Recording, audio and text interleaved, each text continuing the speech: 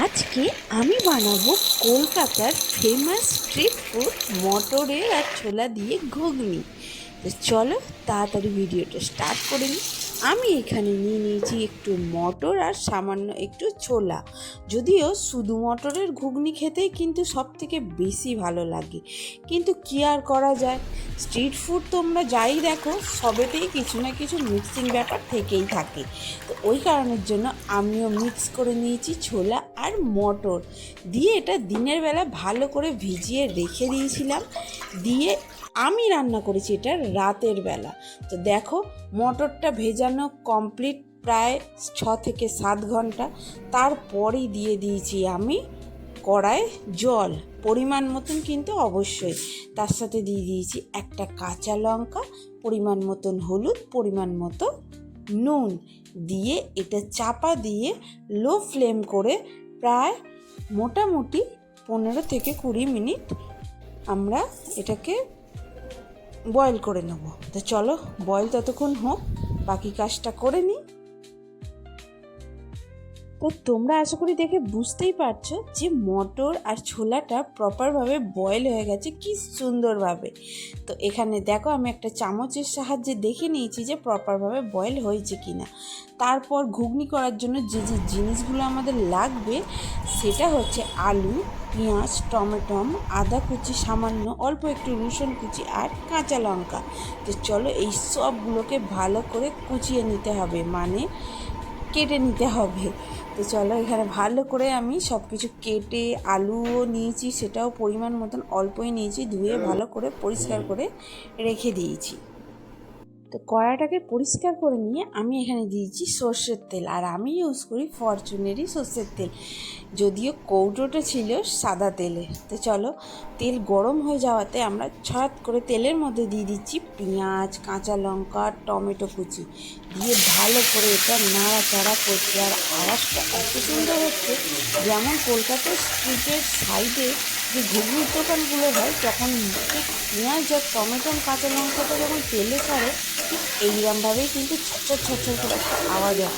সেই আওয়াজ শুনে আরও যেন ঘুগনির ক্রেভিংটা বেড়ে যায়। তো তাই কারণের জন্য আমিও তোমাদেরকে এটা একটুখানি শুনিয়ে দিলাম। তো চলো ঝপঝপ করে এটা কড়াই দিয়ে দিয়েছি, কিছুক্ষণ চাপা দিয়ে অল্প একটু ফ্লেমটাকে একদম কমিয়ে ভেজে নেব। চাপা দিয়ে ভাজার কারণ এইটাই, এটা খুবই নরমভাবে ভাজা হবে আর পুড়ে পুড়ে যাবে না, তো স্মুথি ব্যাপারটা থাকবে।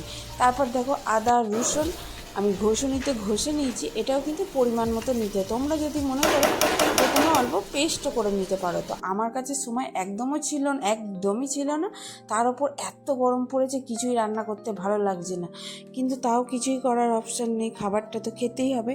ওই কারণের জন্য ঝপঝপ করে নিয়েছি। তারপর দিয়ে দিয়েছি পরিমাণ মতন একটু নুন আর একটু হলুদ, আর তার সঙ্গে আরও অনেক মশলা আছে, সামান্য একটু জিরে গুঁড়ো, হলুদ গুঁড়ো, চাট মশলা, সামান্য পরিমাণে একটু গরম মশলা, ভাজা মশলা, ব্যাস আর কিচ্ছু নেই। দিয়ে এটাকে ভালো করে নেড়ে চেড়ে কিছুক্ষণ প্রায় 5 থেকে 10 মিনিট লো ফ্লেম করে চাপা দিয়ে কষিয়ে নিতে হবে, যাতে মশলাটা প্রপারভাবে ভাজা যায়। আর যখন মশলা থেকে প্রপার তেল বেরিয়ে আসবে তখনই কিন্তু আমাদের বুঝতে হবে যে আমাদের কিন্তু মশলা প্রপার রেডি হয়ে গেছে।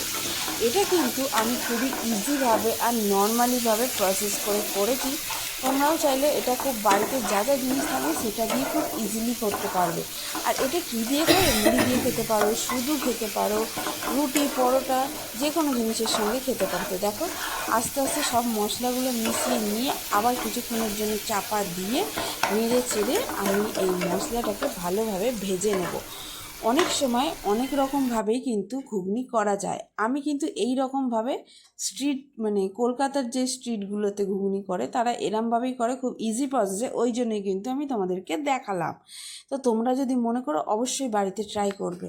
আর এত গরম পড়েছে, মনে তো কিছুই ভালো লাগছে না আর কিছু খেতেও ইচ্ছা করছে না, কিন্তু কি করা যাবে, একই কথা বারবার বলে ফেলছি আমি গরমের মধ্যে। তারপর সামান্য কিছু আমি একটুখানি লেবু অ্যাড করেছি, অন্য সময় যদি তোমাদের বাড়িতে পাকা তেঁতুল থাকে সেটাও কিন্তু গুলে ভালো করে জলের সঙ্গে অ্যাড করতে পারো, এতে কিন্তু কালারও ভালো আসে, টেস্ট আর ফ্লেভার সব কিছুই অসাধারণ আছে। কিন্তু দুঃখের কথা এটাই যে আমার বাড়িতে কিন্তু তেঁতুলটা ছিল না, ওই কারণের জন্য আমি কিন্তু এখানে লেবুটাই প্রেফার করেছি আর নিয়েছি।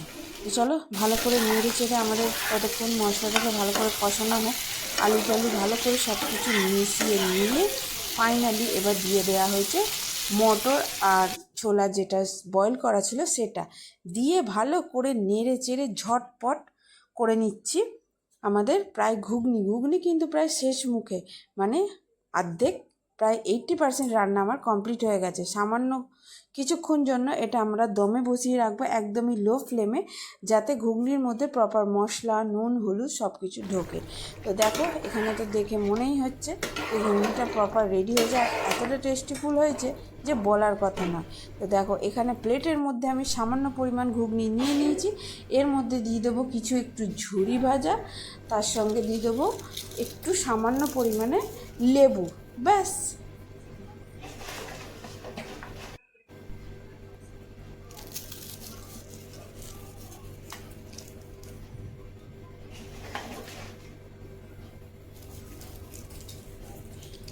তো আমাদের ঘুগনি কিন্তু এখানে রেডি হয়ে গেছে। তো আবার দেখা হবে তোমাদের সাথে নেক্সট ভিডিওতে। সবাই ভালো থেকো, সুস্থ থাকো, আর কেমন লাগলো অবশ্যই জানাবে।